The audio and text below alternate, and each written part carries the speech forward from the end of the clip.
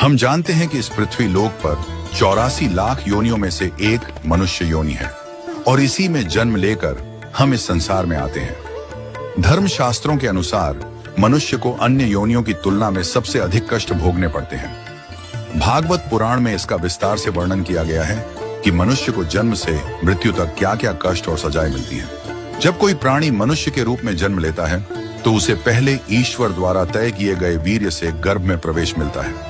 गर्भ में वह 8 महीने तक कष्ट भोगता है। पहले 3 महीनों तक केवल अंगों का निर्माण होता है। चौथे महीने में मांस का निर्माण होने लगता है। फिर 5वें महीने में शिशु को भूख और प्यास लगने लगती है।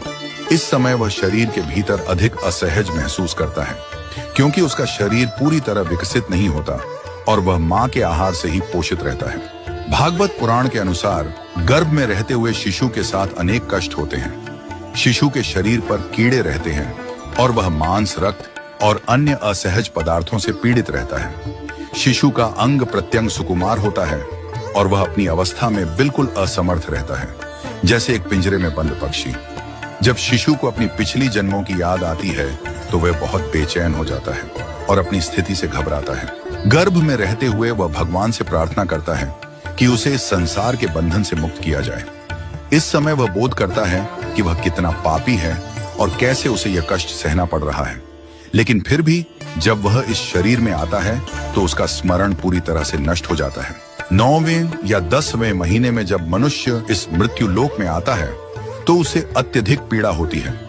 वह जोर जोर से रोता है और इस कष्ट भरे संसार में आने के बाद उसे खटमल, चींटियां और अन्य कीड़े उसे कष्ट देते हैं। शिशु को हर क्षण में किसी न किसी कष्ट का सामना करना पड़ता है। मानव जीवन में भी अनेक कष्ट होते हैं। जैसे किसी ने अपने जीवन में पाप किए हैं, जैसे दूसरों का शोषण, हत्या या बुरा व्यवहार, तो उसे अगले जन्म में भी उसी कर्म का फल भोगना पड़ता है। मनुष्य जो अच्छे या बुरे कर्म करता है उनका असर उसके अगले जन्म पर पड़ता है। भागवत पुराण में यह भी बताया गया है कि यदि किसी व्यक्ति ने अपने जीवन में गलत संगत की, विशेषकर यदि वह स्त्रियों के साथ अनुचित संबंध बनाता है, तो उसे अगले जन्म में स्त्री योनि प्राप्त होती है।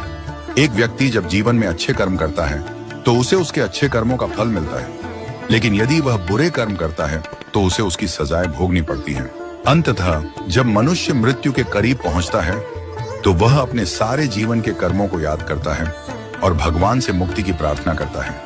वह बार बार यह सोचता है कि क्यों उसने अच्छे कर्म नहीं किए और क्यों जीवन को सही दिशा में नहीं जी पाया।